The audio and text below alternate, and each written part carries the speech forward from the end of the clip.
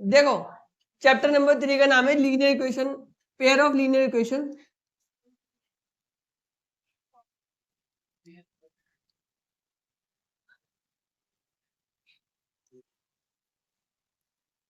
इन two variable.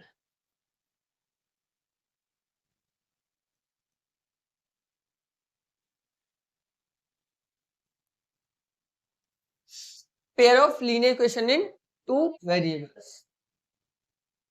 तो सबसे पहले देखेंगे कि लीनियर इक्वेशन क्या होता है।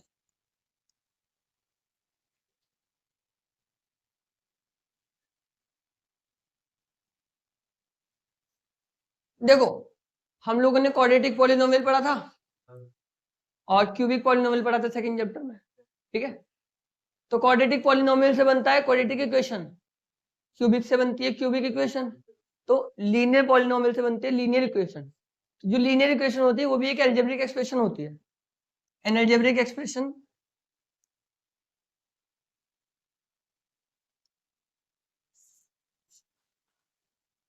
in which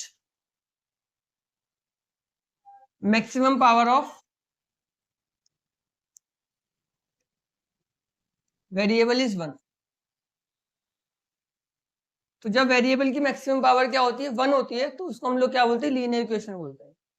अब हम लोगों को पढ़नी है एक ऐसी लीनियर इक्वेशन जिसमें दो वेरिएबल होते हैं, एक ऐसी लीनियर इक्वेशन जिसमें दो वेरिएबल, तो इसको बोलते हैं linear equation in two variable, ठीक है। Linear equation in two variable का मतलब होता है एक ऐसी लीनियर इक्वेशन जिसमें क्या होते हैं दो वेरिएबल होते हैं, तो linear equation in two variable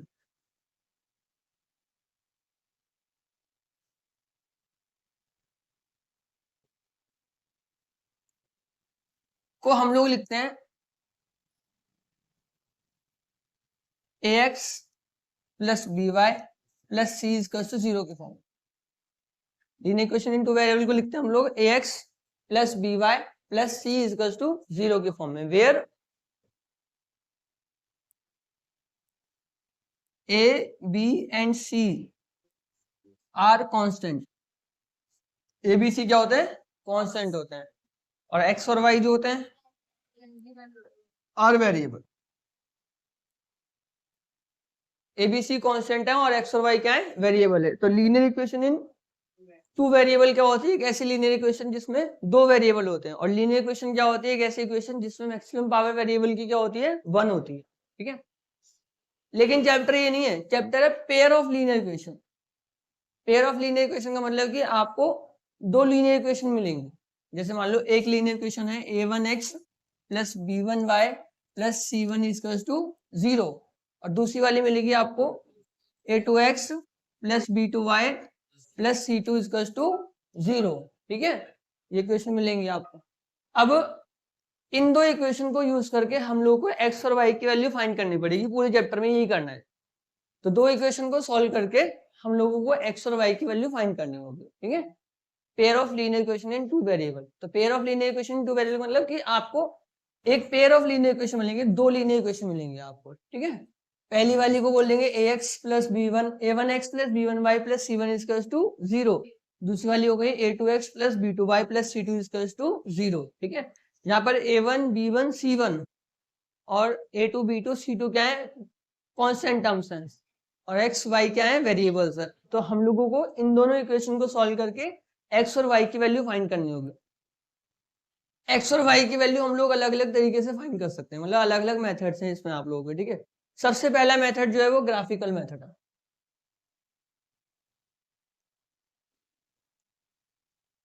सबसे पहला मेथड कौन सा है? तो ग्राफिकल मेथड को समझने से पहले हम लोग सीखेंगे कि ग्राफ कैसे बनाते हैं, ठीक है।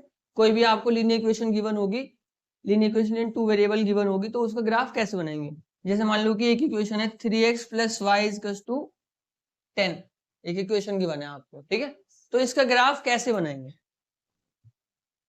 Linear equation in two variable के बच्चों इन्फिनिटिवली मैनी सॉल्यूशंस हो सकते हैं, ठीक है। Infinitely many solution for every value of x there will be different value of y। मतलब x की हर एक अलग अलग वैल्यू के लिए y की क्या होगी अलग अलग डिफरेंट वैल्यू होगी। इसको हम लोगों ने 9th क्लास में सीखा था, ठीक है। तो दो सॉल्यूशन फाइंड करके हम लोग ग्राफ बना सकते हैं।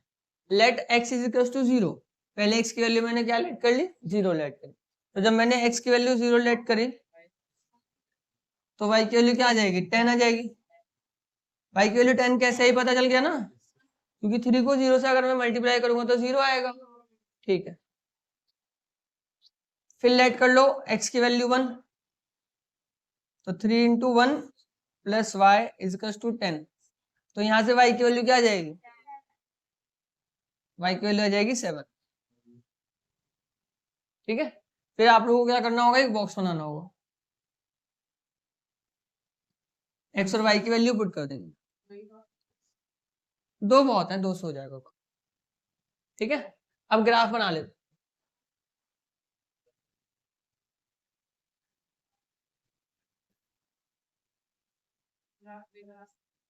हाँ बेटा,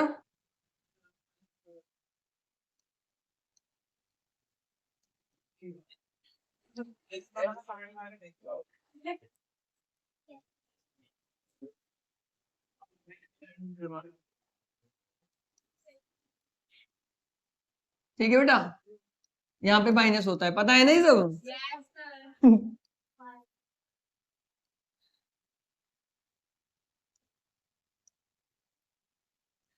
अच्छा 0 पे 10 था, तो ये हो गया 0 पे 10, है ना, और 1 पे कितना था, 7, 1 पे 7। ठीक है, अब इसको क्या कर देंगे, ज्वाइन कर देंगे, तो एक स्ट्रेट लाइन बनेगी आपकी, एक स्ट्रेट लाइन बनेगी, तो मतलब ठीक है आपका सोल्यूशन। ठीक है, अभी जब हम लोग पेयर ऑफ लीनियर इक्वेशन को, मतलब pair of linear equation in two variable को सॉल्व करेंगे, तो ग्राफिकली कैसे सॉल्व करेंगे, तो जो भी हम लोगों को इक्वेशन मिलेंगी उनका ग्राफ बनाएंगे एक ही ग्राफ के ऊपर, एक ही ग्राफ के ऊपर, मतलब लाइन सेगमेंट ड्रॉ करेंगे उनके ग्राफ के, और जहां पर इंटरसेक्ट होगा, जहां पर क्या करेंगे, दोनों लाइन सेगमेंट इंटरसेक्ट करेंगे, वो होगा हमारा आंसर। जहां पे भी दोनों लाइन सेगमेंट इंटरसेक्ट करेंगे वो हमारा क्या होगा, आंसर होगा। आया समझ में, नहीं आया, देखो जैसे मान लो कि 3 पेन और 4 पेंसिल, 3 पेन और 4 पेंसिल आप लोगों को 100 रुपए की मिल रही है। ठीक है, 3 पेन और 4 पेंसिल कितने की मिल रही है, 100 रुपए, और 4 पेन और 3 पेंसिल 110 रुपए की मिल रही है। ठीक है, 4 पेन और 3 पेंसिल 110 रुपए की। तो हम लोगों को इसे ग्राफिकली सॉल्व करना है, क्या करना है, ग्राफिकली सॉल्व करना है। अच्छा, ग्राफिकली सॉल्व करने से पहले एक चीज को देखो, जैसे a1x b1y plus c1 equals to 0, a2x b2y plus c2 equals to 0। ठीक है, तो यहां पर रिलेशन होता है, रेशो का क्या होता है, relation, a1 a2 b1 b2 और c1 c2 के रेशो का रिलेशन होता है। क्या रिलेशन होता है, जैसे देखो a1 बाय a2 और b1 बाय b2 और c1 बाय c2, इनकी वैल्यू इक्वल नहीं है। ठीक है, इनकी वैल्यू इक्वल नहीं है, तो ये लाइन होंगी बच्चों इंटरसेक्टिंग। कैसी होंगी, ठीक है, मतलब जो जो जो ग्राफ पे लाइन बनेगी वो एक दूसरे को इंटरसेक्ट करेगी, और ओनली वन सॉल्यूशन,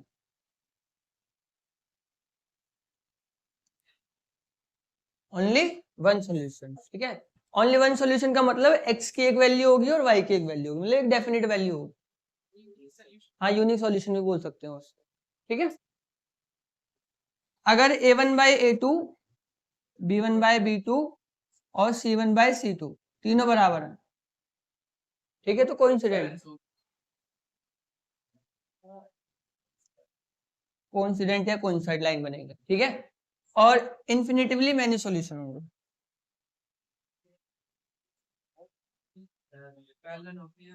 ठीक है, इन्फिनिटिवली मैनी सॉल्यूशन मतलब इनफाइनाइट सॉल्यूशन। और अगर a1 bye a2 b1 bye b2 के इक्वल है, बट c1 बाय c2 के इक्वल नहीं है। ठीक है, तो ये पैरेलल होती है, तो ये कैसी होती है, और इसका सॉल्यूशन नहीं होता, इसका सॉल्यूशन नहीं होता। तो तीन कंडीशंस होती हैं, या तो इंटरसेक्टिंग होंगी, या कोइंसिडेंट होंगी, या फिर पैरेलल होंगी। इंटरसेक्टिंग और कोइंसिडेंट में सॉल्यूशन होते हैं, तो इन्हें बोलते हैं कंसिस्टेंट। क्या बोलते हैं इन्हें?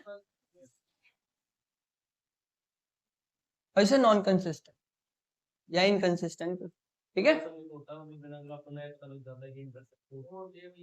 यही तो रिलेशन है, तो बिना ग्राफ बनाए, बिना ग्राफ बनाए आप लोग बस रेशो का रिलेशन देखो ना, a1/a2 b1/b2 और c1/c2 की वैल्यू बराबर नहीं होगी तो इंटरसेक्टिंग होंगी, और इंटरसेक्टिंग होगी तो कोई भी मतलब एक सॉल्यूशन होगा, x की एक वैल्यू होगी और y की भी एक वैल्यू होगी, और इक्वल होंगी तो कोइंसिडेंट होंगी, इन्फिनिटिवली मैनी सॉल्यूशंस होंगे, और a1/a2 b1/b2 इक्वल होंगे, लेकिन c1/c2 इक्वल नहीं होगा तो कोई भी सॉल्यूशन नहीं होगा, वो कैसी होंगी? पैरेलल ऐसे। नोट कर लो पहले। चलो देखो, अब इनको इक्वेशन को सॉल्व करेंगे, कैसे सॉल्व करते हैं, ठीक है। जैसे 3 पेन और 4 पेंसिल 100 रुपए की है, और 4 पेन और 3 पेंसिल कितने की है? 110 की है, ठीक है। तो देखो रेशो 3/4, 4/3 और 100/110, तीनों एक भी इक्वल नहीं है, ठीक है। तो इक्वल नहीं है तो इंटरसेक्टिंग होंगे, इंटरसेक्टिंग होंगे तो ओनली वन सॉल्यूशन होगा, ठीक है। तो देखो लेट करते हैं, पेन की जो कॉस्ट होगी वो x होगी एक पेन की, तो 3 पेन की कॉस्ट कितनी हो जाएगी? 3x, और जो पेंसिल है उसकी कॉस्ट होगी y, तो 4y। यहां से इक्वेशन बनेगी 3x plus 4y equals to 100, और 4x प्लस 3y 110। इसको 120 बना लेते हैं, थोड़ा आसान हो जाएगा।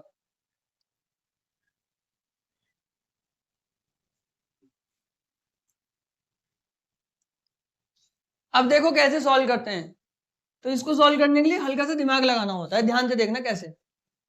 जैसे 3x plus 4y equals to 100, y के साथ क्या है? 4 है, 100 4 से डिविजिबल है, तो हमें x की ऐसी ऐसी वैल्यू लेनी है जो कि 4 से डिविजिबल हो, ठीक है, ताकि जो पूरा सॉल्यूशन होगा वो 4 से क्या होगा? डिविजिबल होगा। तो लेट करते हैं x की वैल्यू 20, 0 भी लेट कर सकते हैं, x की वैल्यू 20 लेट करी मैंने, तो अगर मैंने x की वैल्यू 20 लेट करी तो ये हो जाएगा 20 प्लस 3 4y इजकल्स टू 100, ठीक है। तो कितना हो गया? 60, 60 प्लस 4y इजकल्स टू 100, तो 4y की वैल्यू यहां से कितनी होगी? 40, तो y की वैल्यू हो जाएगी 10, ठीक है।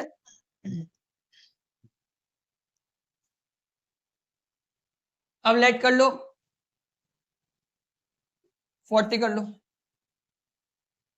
तो क्या हो जाएगा? 3 इंटू 40 प्लस 4y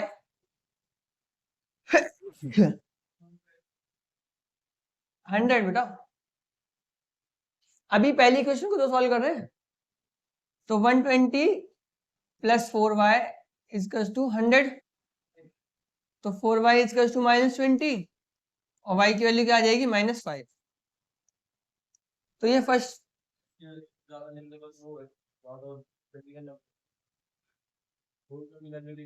छोटी ले लो, 0 ले लो, इसलिए तो करा।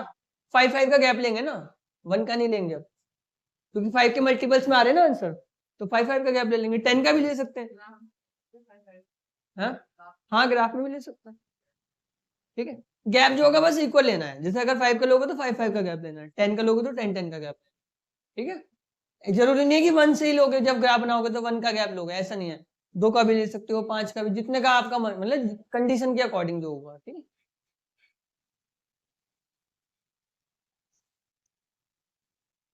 तो जब x की वैल्यू 20 थी तो y की वैल्यू 10 थी, x की वैल्यू 40 थी तो y की वैल्यू क्या थी? -5। आगे समझ में? ठीक है, ये फर्स्ट इक्वेशन हो गई कंप्लीट। इसका ग्राफ बना दोगे, उसी ग्राफ में हमें ये वाला ग्राफ भी बनाना है। कौन सा?